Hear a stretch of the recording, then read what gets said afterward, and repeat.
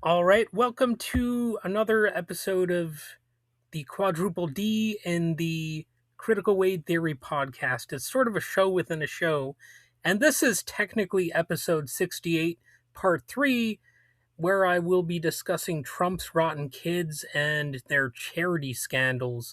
So I did say I was going to be talking about Eric Trump, and he is involved in this, don't get me wrong, but it's not going to be exclusively focusing on him because why not rope the other ones into this?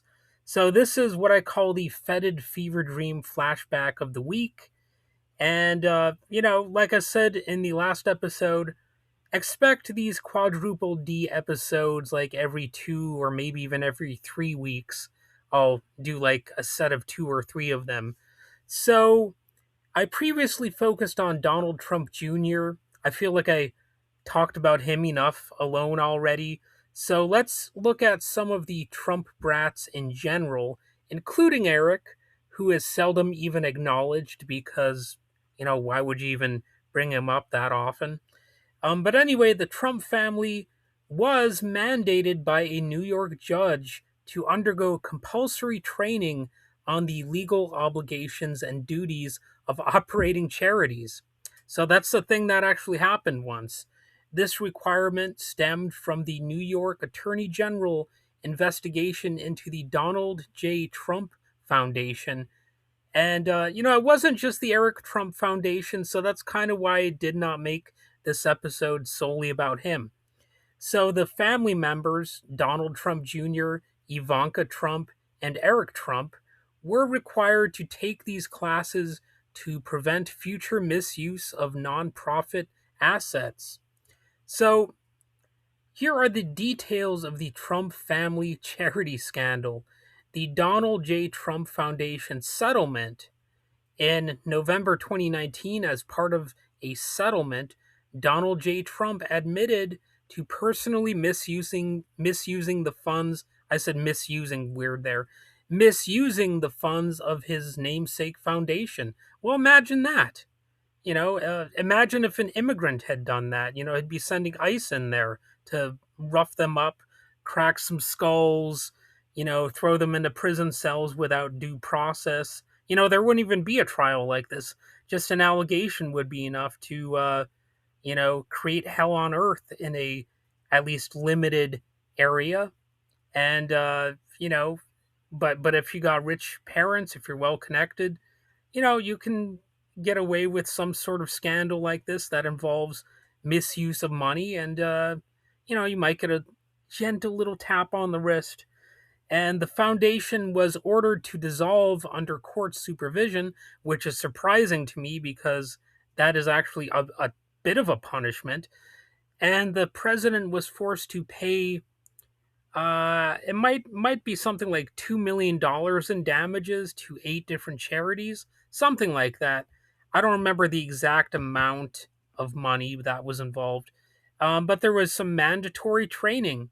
As directors of the shuttered foundation, Eric, Donald Jr., and Ivanka Trump were legally required to undergo court mandated training on how to properly manage charitable assets.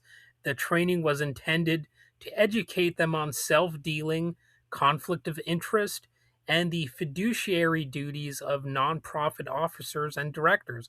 So imagine if you or I had been involved in misuse of charitable funds. Do you think we'd get such treatment? Possibly not. I think we'd end up, you know, thrown in the slammer for a little bit, Maybe having to pay a significant price in terms of actually spending some time in a prison cell.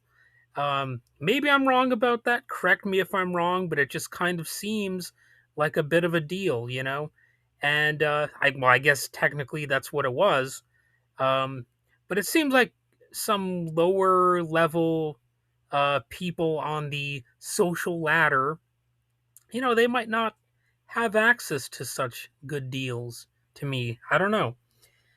And the improper activities, well, the New York Supreme Court and the Attorney General found that the Trump Foundation had been used to pay off business creditors, settle legal disputes, and coordinate with Donald Trump's 2016 presidential campaign to stage multi-million dollar veterans giveaways.